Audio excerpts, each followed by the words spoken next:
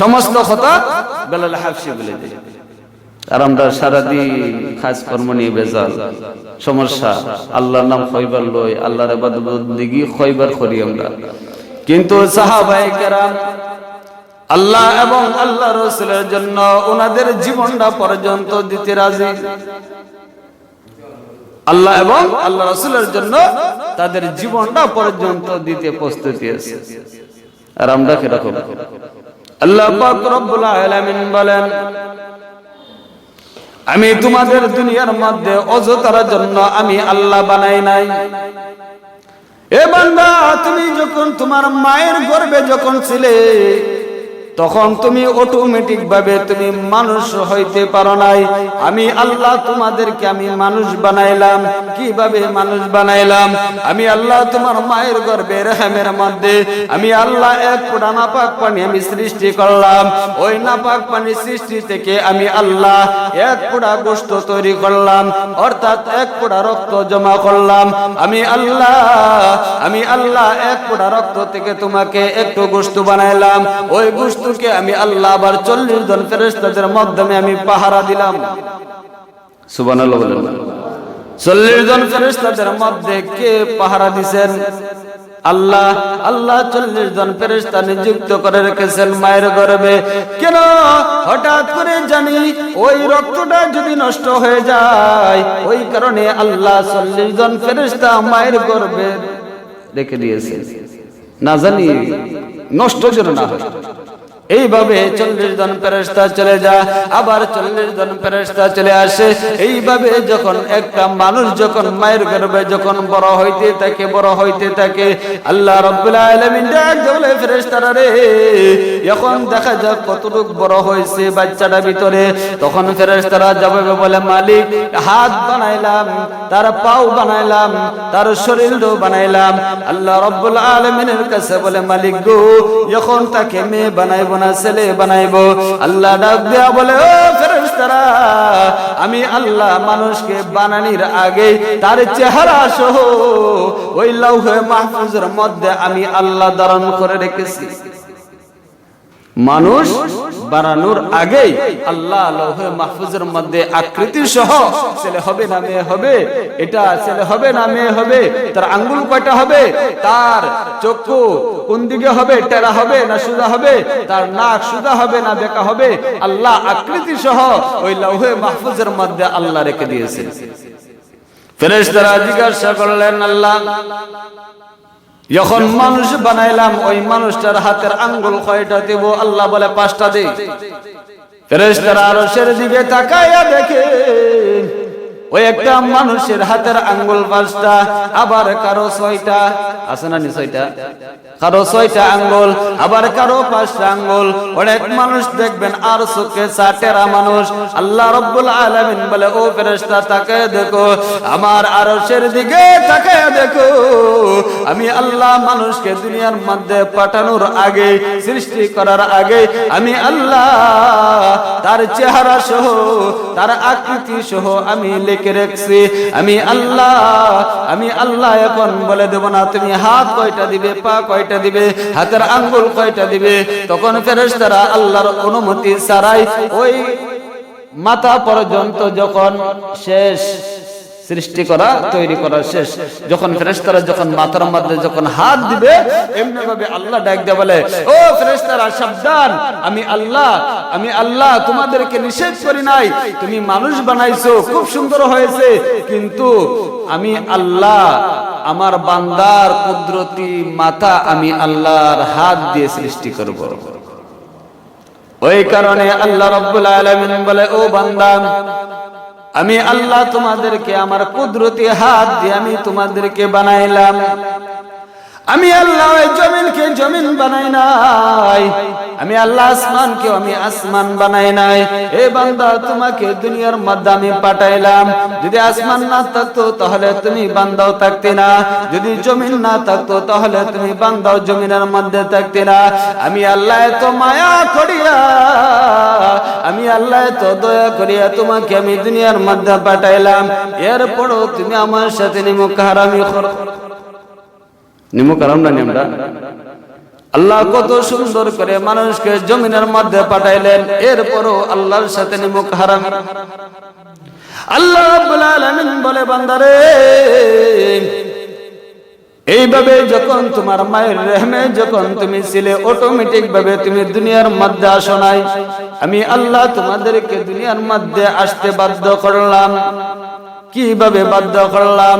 এখন একজন মেয়ে, একজন মহিলা সন্তান গর্ভে যখন থাকে, এইভাবে মেয়েটার কিন্তু হাও মাও যখন উদাস হয়ে যায়, অনেক কষ্ট হয়, চলতে ফিরতে উঠতে বসতে কিন্তু কষ্ট হয়, হয় না? কষ্ট হয়। সন্তান যখন মায়ের কলিজার মধ্যে যখন লাথি দিয়ে দে, তখন মা বলে, স্বামী হে, আমার সন্তানটা মনে হয় আমাকে লাথি মারছে কলিজার মধ্যে। স্বামী ডাক দিয়ে বলে, স্ত্রী সহ্য করো, সহ্য করো। এইভাবে মা জননী সহ্য করে। আবার কিছুদিন পরে সন্তান যখন আরেকটা যখন লাথি দেয় মায়ের কলিজার মধ্যে, এইভাবে মা জননী কষ্ট করার পরে যখন 10 মাস 10 দিন অতিবাহিত হয়ে যায়, তখন আল্লাহর হুকুমে ওই সন্তানটা জমিনের মধ্যে আসে।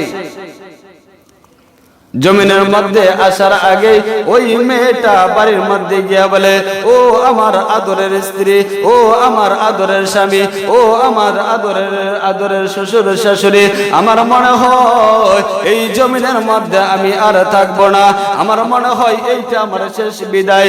এইভাবে সকলের কাছ থেকে বিদায় নিয়ে যায় বাবার বাড়িতে, বাবার আত্মীয় স্বজনের কাছে গিয়ে কিন্তু বিদায় নেয়। মনে হয় আমি আর এই জমিনের মধ্যে থাকতে পারবো না, মনে হয় এই জমিনের মধ্যে আমি আর থাকতে পারবো না। এইভাবে সমস্ত মানুষের কাছ থেকে যখন বিদায় নিয়ে চলে যা, আবার বাবার কাছ থেকেও বিদায় নিয়ে চলে যা, আবার স্বামীর কাছ থেকেও বিদায় নিয়ে চলে যা। স্বামীর সংসারের মধ্যে যতগুলো চাবি ছিল, ওই সমস্ত চাবি স্ত্রীর হাতের মধ্যে ছিল। স্ত্রী ডাক দিয়ে বলে, স্বামী হে, আমার মনে হয় এই জমিনের মধ্যে আমি আর থাকতে পারবো না, এই নেন আপনার সংসারের চাবি। এবার স্বামীর হাতের মধ্যে যখন স্ত্রী যখন চাবিগুলো দিয়ে দে, স্বামী চোখের পানিগুলো ছেড়ে দিয়ে আল্লাহর কাছে বলে, মালিক তুমি আমার স্ত্রীকে তুমি ধৈর্য ধারণ করো। আল্লাহ রাব্বুল আলামিন স্বামীর দোয়া কিন্তু স্ত্রীর জন্য কবুল হয়, হয় না? অনেক সময় স্বামীর দোয়া কিন্তু স্ত্রীর জন্য কবুল হয়। আল্লাহ রাব্বুল আলামিনের কাছে যখন সমস্ত মানুষ যখন একজন মহিলার জন্য যখন দোয়া করে, তখন অটোমেটিক ভাবে দোয়া কিন্তু আল্লাহর দরবারে কবুল হয়ে যায়। আল্লাহ রাব্বুল আলামিন বলে, বান্দারে এইভাবে তোমাকে আমি আল্লাহ দুনিয়ার মধ্যে সৃষ্টি করলাম। এবার 10 মাস 10 দিন যখন প্রবাহিত হয়ে গেল, ও তাকায়া দেখে কিছুক্ষণের মধ্যে সন্তান জমিনের মধ্যে প্রস্তাব করবে। এবার মা ব্যথায় যন্ত্রণায় চটপট করতেছে, ব্যথায় যন্ত্রণা চটপট করতেছে, মার সহ্য হয় না। ওই মেডিকেল নিয়ে যাও, সিলেট নিয়ে যাও, সুনামগঞ্জ নিয়ে যাও।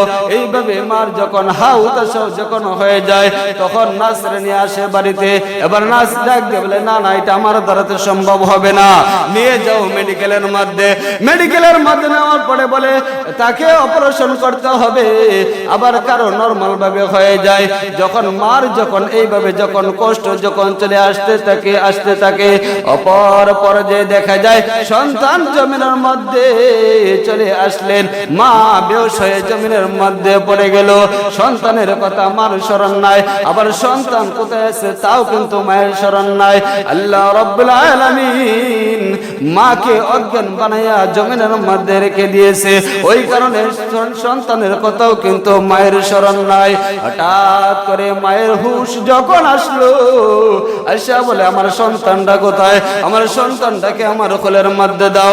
এবার সমস্ত মানুষ ওই সন্তানটাকে যখন মায়ের কোলের মধ্যে যখন নেয়, তখন মা এই কষ্ট বেদনা ভুলিয়া সন্তানের চেহারার দিকে তাকাইয়া এই 10 মাস 10 দিনের কষ্ট 1 সেকেন্ডের ভিতরে মা জননী ভুলে যায়। আর যদি হয়তো যে তোরে জন্ম দেওয়ার পরে কত কষ্ট হয়েছে, আমার কত কষ্ট হয়েছে, এ কষ্টর বিনিময় দেওয়া লাগবো আমার কাছে, দিতে পারতাম না আমরা। যে যতটুকু কষ্ট হয়েছে মার, অতটুকু কষ্ট যদি মা হইতো যে আমার একটা হক আছে সন্তানের উপরে, ওই হকটা এত কষ্ট করলাম, এই কষ্টটা তুমি আমাকে দিয়ে দাও। দিতে হারাম নি, মা যদি কথাটা বলে সম্ভবই নেই। এইভাবে আস্তে আস্তে যখন সন্তান যখন বড় হইতেছে, সন্তান যখন বড় হইতেছে, এই যে সন্তান প্রসবের সময় মার অনেকগুলো রক্ত যখন জমিনের মধ্যে পড়ে যায়, যেভাবে ওই মানুষ যখন শহীদ হয়ে যায়, ওই শহীদের রক্ত যেভাবে জমিনের মধ্যে ফুটিয়ে ঘোরাফেরা করে, এর থেকে বেশি ওই রক্ত জমিনের মধ্যে পড়ে যায়। মা ওই দিকে তাকায় না, মা সন্তানের দিকে তাকাইয়া, মা ওই সন্তানের দিকে তাকাইয়া এই 10 মাস 10 দিনের কথা 1 সেকেন্ডের ভিতরে ভুলে যায়। বলে নানি আমার সন্তানটা কোথায়, দাও আমার সন্তানটাকে আমার কোলে দাও। এইভাবে মায়ের কোলের মধ্যে সন্তানটাকে যখন দিয়ে দে, মা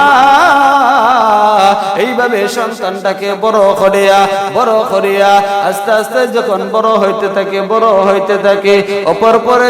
অপর পর্যায়ে দেখা যায় বড় হয়ে মাকে, সন্তান কিন্তু মাকেও দেখতে পারে না। আছে না এমন মানুষ, সন্তান কিন্তু মাকে দেখতে পারে না। কি কারণে দেখতে পারে না? ছোটবেলায় তো কষ্ট করার পরে এই সন্তান তোমার যদি স্মরণ হয়তো, আমার মা 10 দিন আমাকে গর্ভধারণ করে রেখেছে, আমার মা 10 দিন এইভাবে, আমার 10 মাস 10 দিন এইভাবে আমাকে কষ্ট করে লালন পালন করেছে। আবার জমিনের মধ্যে আবার আসার পরে মা একটা জিনিস না খাইয়ে আমার জন্য আমাকে খাওয়াইছে। মা গভীর রাত্রে আমি যখন একদিকে যাইতাম, আয়সা দেখি সমস্ত ঘরের বাতি বন্ধ হয়ে গেছে, কিন্তু মার ঘরের বাতিটা কিন্তু টিকে জ্বলে আছে। অপেক্ষা করে সন্তান কোথায় আসবে, অপেক্ষা করে সন্তান কোথায় আসবে। এইভাবে যখন সন্তান যখন বড় হয়ে যায়, এক পর্যায়ে দেখা যায় মার আগে সন্তান কিন্তু জমিন থেকে বিদায় নিয়ে চলে যায়। আসার একটা সিরিয়াল আছে কিন্তু যাওয়ার কোনো সিরিয়াল নাই। বড় মানুষ যাইতেছে, বড় মানুষ আগে কিন্তু ছোট ভাই চলে যাইতেছে, ছোট ভাইয়ের আগে কিন্তু মাইজুম ভাই চলে যাইতেছে। যাওয়ার কিন্তু সিরিয়াল নাই, আসার একটা সিরিয়াল আছে। সন্তানটা মেয়ে হবে না ছেলে হবে, ওই সন্তানটা কিবারে জন্ম হবে, ওই সন্তানটা কিবারে জমিনের মধ্যে আসবে, এইটাও কিন্তু ডাক্তারে পরীক্ষা করে বলতে পারে না। এটা আসার একটা সিরিয়াল আছে, যাওয়ার কোনো সিরিয়াল নাই। এই জন্য কবি বলে, আমি যখন ছিলাম আমার মায়ের উদরে, 27 মাসেতে জমিন তখন মায়েরই মাথায়। এমন মাকে কেমন আজি যাব আমি বলিয়া, ও আমার প্রাণের মা, মা গো মা কোথায় গেলে মোরে সারিয়া, জনম দুঃখী এতিম আমি চাই না কেহ ফিরিয়া। জীবনের মূল কষ্ট মায়ের, প্রসব বেদনা চলাফেরা করতে যে মায় কত কষ্ট হয় না নি? কষ্ট চলতে ফিরতে উঠতে বসতে কষ্ট নানি। এই কারণে কবি কত সুন্দর করে মায়ের ইতিহাস তুলে ধরলেন। এই কারণে আমরা আমাদের যাদের মা বাবা দুনিয়াতে বেঁচে আছেন, মা বাবাদেরকে আমরা সম্মান করতাম, তাদেরকে আমরা একটা জিনিস না থাকলে এটা আমরা এনে দিতাম, তাদের সেবা যত্ন করতাম। আল্লাহ পাক রব্বুল আলামিন বলেন, আমার পরে যার স্থান এটা হলো তোমাদের মা বাবা। আল্লাহ পাক রব্বুল আলামিন বলেন, তোমাদের দুইটা হক, 1 নম্বর হক হলো আমি আল্লাহর হক, 2 নম্বর হক হলো তোমাদের মা বাবার হক। আমি আল্লাহর হক যদি তুমি পালন করো, তাহলে আমি আল্লাহর হক তোমরা কোনোদিন পালন করতে পারবে না, কিয়ামত হয়ে যাবে, কিন্তু আমার হক পরিপূর্ণভাবে তোমরা পালন করতে পারবে না। কিন্তু আমার পরে যে হক আছে এটা হলো তোমাদের মা বাবার হক। তোমাদের মা বাবার হক তোমরা আদায় করো, পালন করো। যদি মা বাবার হক যদি তোমরা পরিপূর্ণভাবে পালন করতে পারো, তাহলে আমি আল্লাহ ঘোষণা দিলাম আমার তৈরি জান্নাত তোমাদের জন্য ওয়াজিব হয়ে যাবে। আল্লাহ পাক রব্বুল আলামিন আমাদের প্রত্যেকের জন্য আমাদের মা বাবাকে ইহসান করতে পারি, সম্মান করতে পারি, এই ধরনের তৌফিক আমাদেরকে দান করুক। আমিন। ওয়া আখিরু দাওয়ানা আলহামদুলিল্লাহি রাব্বিল আলামিন। আসসালামু আলাইকুম।